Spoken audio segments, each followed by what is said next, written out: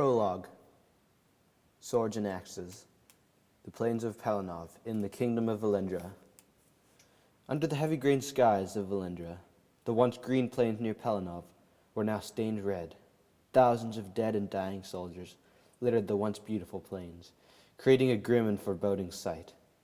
Amongst the dead, a tattered banner still stood, with the white swan of Valendra on a blue background, still flying.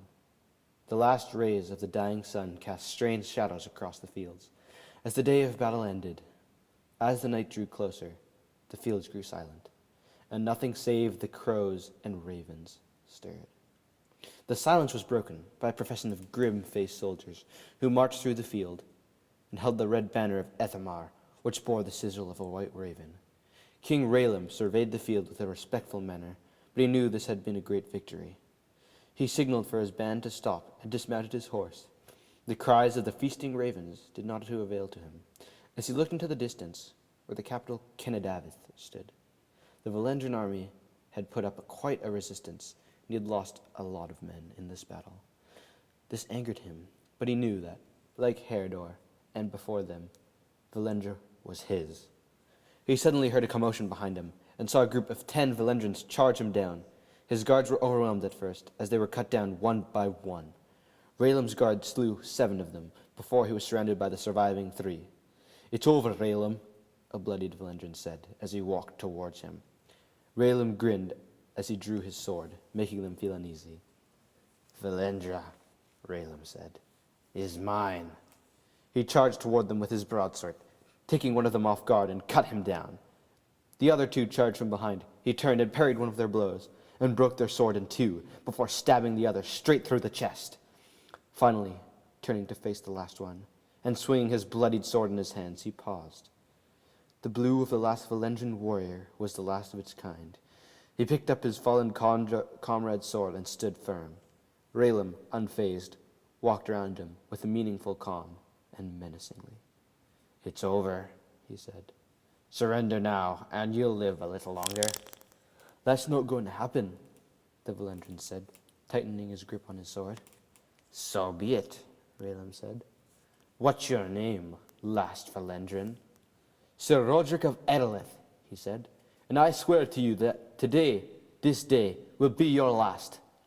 "Very well," Raylim said. "You'll see your friend soon." Sir Roderick charged forwards. King Raylim lunged at him, but Roderick was quicker. Dodging the lunge, he swung for Raylim's head. The king turned round and parried the blow, before facing him again. A furious exchange began, and the clash of steel echoed throughout the plains. The last rays of sunlight shone as the 2 continued their duel. As the duel went on, Roderick was beginning to take the upper hand. Raylim, barely being able to keep up with his strikes. Finally, with one last decisive strike, he disarmed the king with a final upward parry.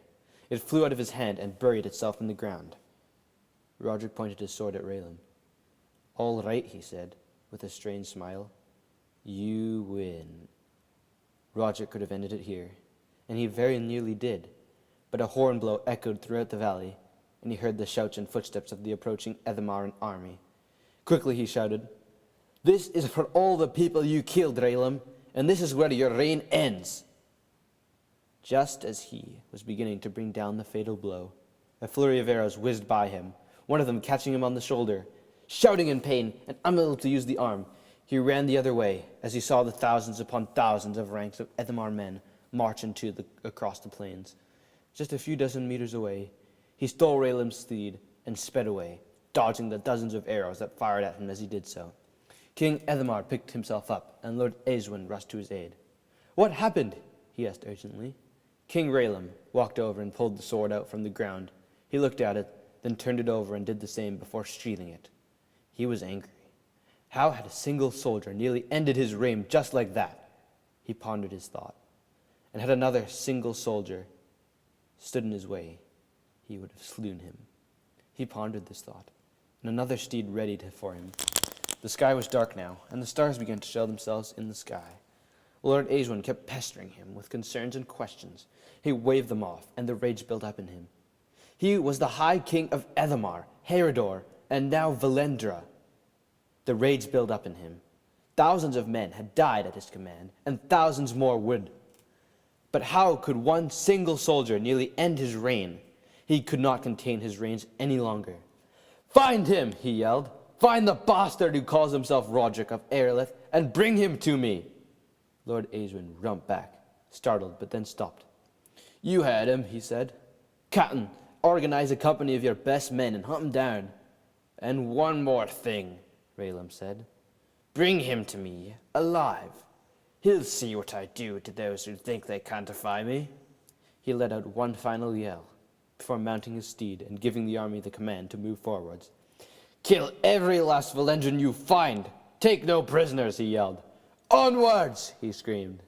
The forces of Ethamar scoured the once beautiful lands of Valendria, burning and killing anything that moved and dared to call themselves Valendrian.